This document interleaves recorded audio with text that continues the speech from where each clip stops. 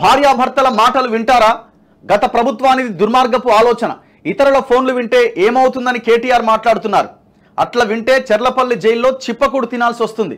వారి మాట విని తప్పులు చేయొద్దని అధికారులను ఆనాడే హెచ్చరించాం. మహబూబ్ నగర్లో నన్ను దెబ్బతీసేందుకు బీజేపీ బీఆర్ఎస్ కలిసి కుట్ర. దేశానికే ఆదర్శంగా మా పాలన. ఇతర రాష్ట్రాల వారు కితాబిస్తున్నారు. వాల్మీకి బోయలతో సమావేశంలో ముఖ్యమంత్రి రేవంత్ రెడ్డి వ్యాఖ్యలు. ఎన్నికలయ్యాక సంపత్కు పదవిస్తామన్న సీఎం. సో దేశానికి ఆదర్శంగా మా పాలన, ఇతర రాష్ట్రాల వారు కితాబిస్తున్నారు. సో ఈ లైన్ ఏకంగా ముఖ్యమంత్రి చెప్పింది కాబట్టి ఇక నుంచి 100 రోజుల్లో ఏం చేయగలుగుతాం, 100 రోజులు చాలా తక్కువ సమయం అన్న లైన్ని పక్కన పెట్టండి. ఇంకా అది మాట్లాడకండి ఏ కాంగ్రెస్ నాయకుడు కూడా. ఎందుకంటే మీరే అంటున్నారు 100 రోజుల సమయంలో చాలా చేసినాం, చాలా దేశంలోనే ఇది ఆదర్శ పాలన, మాకు కితాబిస్తున్నారు అంటున్నారు కదా. మరి క్వశ్చన్ చేస్తున్న వాళ్ళకి ఇది 100 రోజులు అయింది, ఇంకా 3 నెలలు అయింది, మరి ఇది ఎందుకు, ఈ లైన్ ఎందుకు తెస్తున్నారు?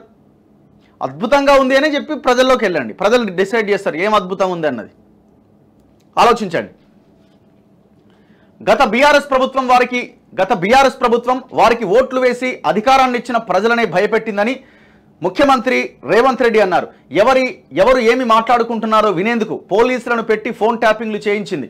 భార్యాభర్తలు మాట్లాడుకునేవి కూడా వినాలి అన్న దుర్మార్గమైన ఆలోచన గత ప్రభుత్వానిదని మండిపడ్డారు. కొద్దిమంది ఫోన్లు వింటే ఏమవుతుందని కేటీఆర్ మాట్లాడుతున్నాడు.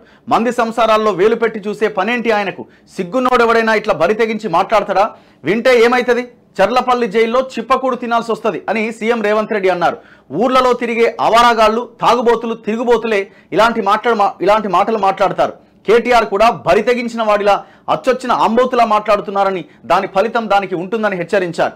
కాకపోతే క్రమపద్ధతిలో విచారణ చేసి చర్యలు తీసుకుంటామన్నారు. ప్రస్తుతం విచారణ జరుగుతోందన్నారు. సో నిన్న గాంధీ భవన్లో రేవంత్ రెడ్డి మాట్లాడిండు. ఏమన్నాడు కేటీఆర్? మీకు అందరికి తెలిసిందే కదా. ఏముందండి, ఒకరిద్దరు లుచ్చాగలది, అవలాగలది, ఫోన్ ట్యాప్ చేస్తే చేసి ఉండొచ్చు. నేనేమంటున్నా అదే, అసలు ఆ ఫోన్లు ట్యాప్ చేయమని చెప్పిన లుచ్చాగాడేవాడు? ఇప్పుడు నువ్వన్న పదమే నేను వాడుతున్నా.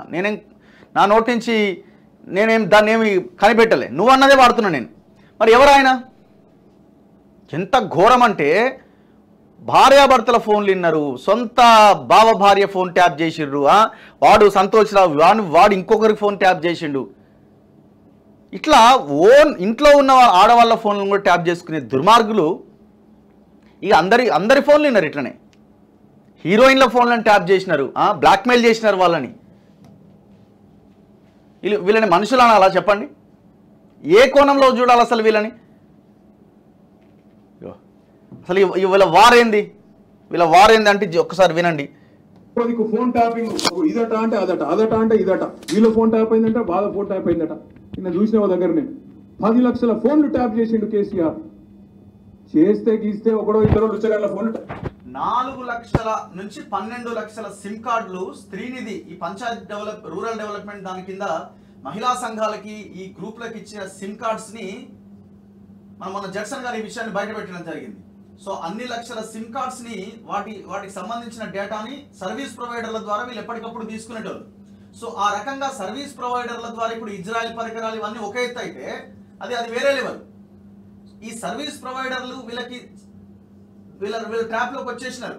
ఇన్ని లక్షల సిమ్లు కొనడం, ఈ వ్యవహారం అంతా చేసిన తర్వాత సో వీళ్ళు అనుకున్న సమాచారం అనుకున్నట్టుగా వీళ్ళకి వచ్చింది. కింది గ్రామ స్థాయి, మండల స్థాయి నాయకుడి దగ్గర నుంచి ట్యాప్ చేసినారు. అందుకే ఇప్పుడు బీఆర్ఎస్ ఎమ్మెల్యేలు మీ గుండెల మీద చేసుకొని చెప్పండి. మంత్రులుగా పనిచేసిన వాళ్ళు మీ గుండెల మీద చేసుకుని మీ పిల్లల మీద ప్రమాణం చేసి చెప్పండి మీ ఫోన్ ట్యాప్ అవ్వలేదని. ప్రతి ఒక్కరు ఫోన్ ట్యాప్ చేసిండు. సిగ్గుండాలి ఇంకా పార్టీలో మీరు ఉండడానికి. మిగతా పార్టీల ఎమ్మెల్యేలు కూడా ఇంకా ఏం చేస్తున్నారా? మీ ఫోన్ ట్యాప్ కాలేదా? పోయి కేసులు పెట్టండి. ఆయన ఎన్ఎం శ్రీనివాస్ రెడ్డి గారు పెట్టినారు కదా, ఆయనలాగా మీరు కూడా కేసులు పెట్టండి. ఉండొచ్చు నాకెమెరిక కానీ చేసి ఉండొచ్చు దొంగలు లంగలి, ఎందుకంటే పోలీసుల పని అది. కానీ దానికి ఏదో పెద్ద అంతర్జాతీయ కుంభకోణం ఏందో జరిగిపోయింది, ఏమో అయిపోయింది. ఎందుకు ఇవన్నీ డ్రామాలు? ఎందుకంటే మీ ఇంట్లో ఫోన్లు ట్యాప్ చేసేవాడన్న ఇంటే అప్పుడు తెలుస్తుండే నీకు ఆ బాధ ఏంది, ఆ పెయిన్ ఏంది అన్నది. అంటే ప్రజల మనసు అటెన్షన్ డైవర్ట్ చేయాలి. దేని మీదకి డైవర్ట్ చేయాలి? రైతు బంధు ఇస్తలేదు అన్న దాని మీకు డైవర్ట్ చేయాలి. మహిళలకు 2500 వస్తలేదన్న దాని మీకు డైవర్ట్ చేయాలి. పెద్ద మనుషులకు 4000 పెన్షన్ వస్తే దానికి ఏదో పెద్ద అంతర్జాతీయం చేయాలి. దేని మీదకి డైవర్ట్ చేయాలి?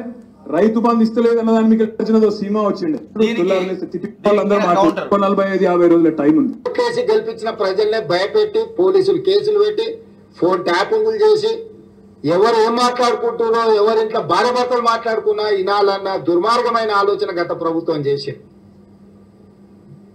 ఆయన మాట్లాడుతుండే కేటీఆర్ కొద్దిమంది విన్నామని. ఏం పనే మంది సంసారాలలో ఏలు పెట్టి చూసే పని మీకు? ఎవరన్నా సిగ్గునో అట్లా మాట్లాడతాడా? ఇంటే విన్నాం కొంతమంది ఫోన్లు, ఇంటే ఏమవుతుందట?